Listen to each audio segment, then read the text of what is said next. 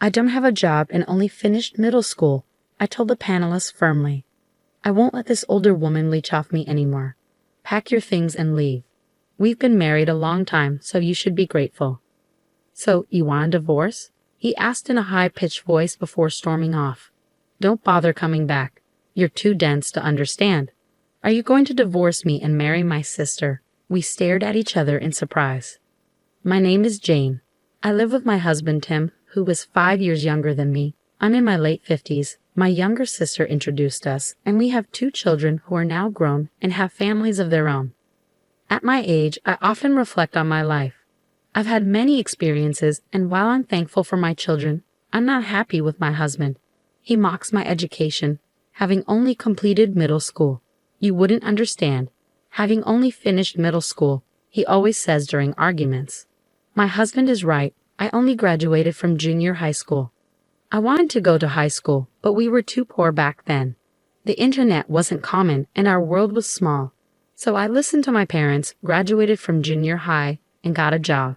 My younger sister, 5 years younger, went to college. I worked hard to support her through college because I didn't want her to struggle like I did. She excelled and went to a top university where my husband was also a student. He's proud of his education and often uses it in arguments. When we first met, he didn't show this side. I was very happy when we got married and had our first daughter. But over time, my happiness faded. Back then, many women quit their jobs after marriage, but he insisted I keep working full-time while managing the house and raising our child. When our first son was born, he quit his job, expecting me to handle all the household chores and child care alone. I hoped he would support us financially, but he didn't. After 6 months of him being unemployed, I finally said, "It's time for you to find a job." "Who do you think you're talking to?" he replied. "You're the only one here. It's been 6 months. Are you going to stay unemployed? You think you can order me around? Not happening. Unlike you, who only finished junior high school, I'm more accomplished." "Good for you. So when are you planning to achieve your goals?" "If I want a job, I'll find one. And you don't get to decide what job I take. I have that choice." "All right then, go ahead and choose." "I can't. There's no job that interests me. He might have graduated from a top university and be good at studying, but he can't support our family. Without action, his fancy degree means nothing. Then at least contribute something to the family." "What kind of fool are you? It's absurd for me to do everything, isn't it? You're the one who had our children. You should appreciate that. I've stayed with this man for years because of our circumstances. In our generation, divorcing can lead to gossip and criticism, not just for the mother, but also for the children. I want to avoid that, but now that our kids are grown up, I think it might be time to end things with him. I'm nearing retirement age. Is it wise to consider divorce now? Just thinking about it makes my future seem brighter. Lately, I've been studying for my high school equivalency exam. With the kids grown, I have more time to focus on studying. I recently passed the exam, but I haven't told my husband. I know he would make fun of me if he knew. The other day, I got an acceptance letter. Soon after, my sister called me. "Hey, are you home?" "I'm on my way." "What's up?" "I'll explain when I get there." "All right, I'll be at the station. Unlock the door in 10 minutes. "Okay, see you soon." She hung up abruptly. 10 minutes later, my sister arrived. "What's wrong?" "How's your husband?" "We got divorced." "What? When did you get divorced?" "Oh, about 6 months ago." "I had no idea." "I didn't tell you. By the way, do you have a spare room at your place?" "No, we don't." "Yes, you do. The kids are all grown up now." "Well, we kept their rooms just in case they visit." "So the guest room is free?" "Yeah, it is." "I'll stay there then." "Okay. I'm moving in today." "Wait, isn't this sudden?" "No, it's fine. Tim said it's okay." "Yeah, I told her she could come if she needed help," my husband added, returning from the convenience store. "Why decide that without discussing it with me? It's not right. Your sister needs help, Anju.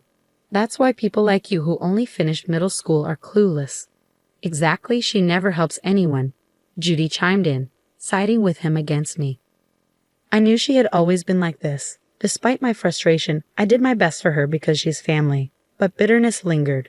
Eventually, I moved in with Judy, and I was the sole breadwinner while Judy and Tim did nothing all day. If you're going to stay here, at least pitch in. Why isn't Tim helping out or working? Oh, Jen, you've been obsessed with money ever since middle school. Must have been tough. I was shocked. Soon after, I noticed Judy and Tim spending a lot of time together. Their behavior bothered me the most.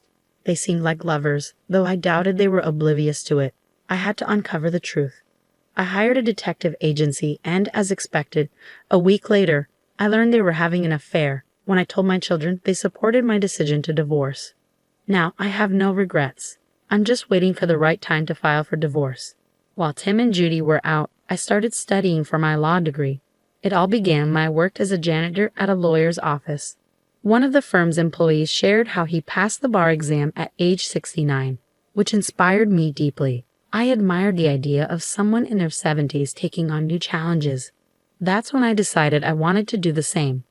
Then the day of my retirement arrived. When I got home, Tim and Judy greeted me with peculiar smiles. "I need to talk to you," I said. "What is it?" "You retired today, right? That means you're unemployed. How will you support yourself? You don't have a job and only finished middle school. I'm done with this. I won't let an older woman depend on me anymore. Pack your things and leave. Be grateful we were married for so long." "So you want a divorce?" He left with a raised voice. "Don't bother coming back. You know what I mean. Should I spell it out for you? You're not smart enough to figure it out on your own. Are you planning to divorce me and marry Judy?" They exchanged surprised looks and burst into laughter again.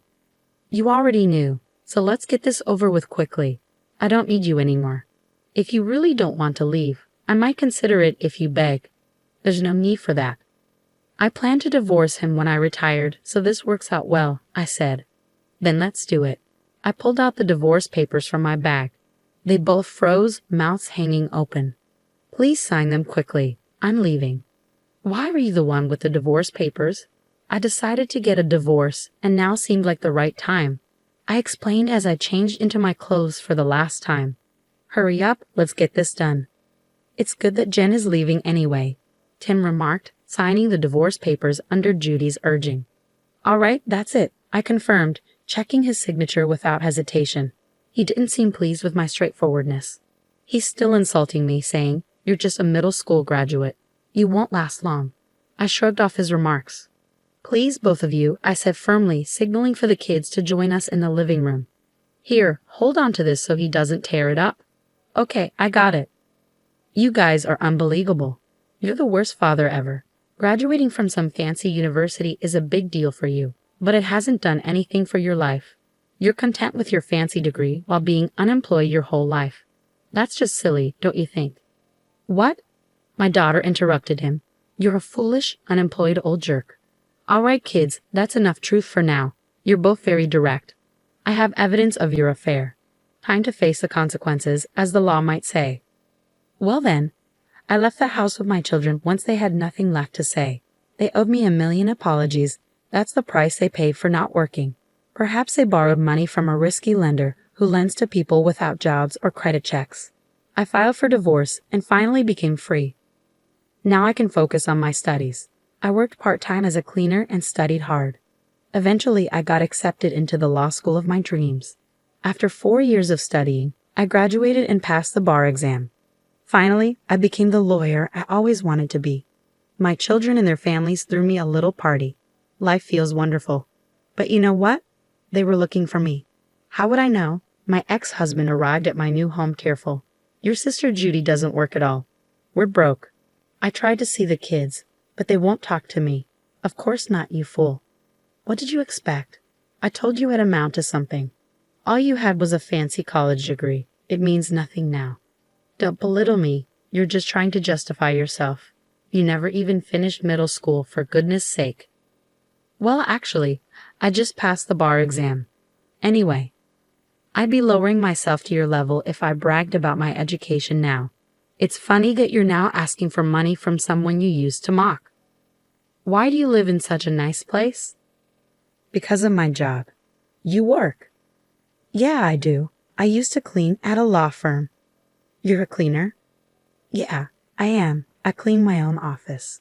"Your office? What? What's the problem?" I kept the chain on the door and opened it. Here. I showed my ex-husband my lawyer's badge. He froze. You know, if you keep bothering me like this, I'll fight you in court. You can't keep intruding into my life. I said that and closed the door firmly. After that, my ex-husband never bothered me again. Judy tried once, but I told her the same thing, and she stopped coming around too. Those two, relying only on their education, will likely continue to struggle without putting in any effort. That's their path now. If you keep pushing forward in life, anything is possible. Jen is a hard-working person deserving of respect. That's why her children fully support her. I wish Jen a fulfilling life. Thank you for watching until the end. Please subscribe to our channel if you enjoyed it. See you in the next video.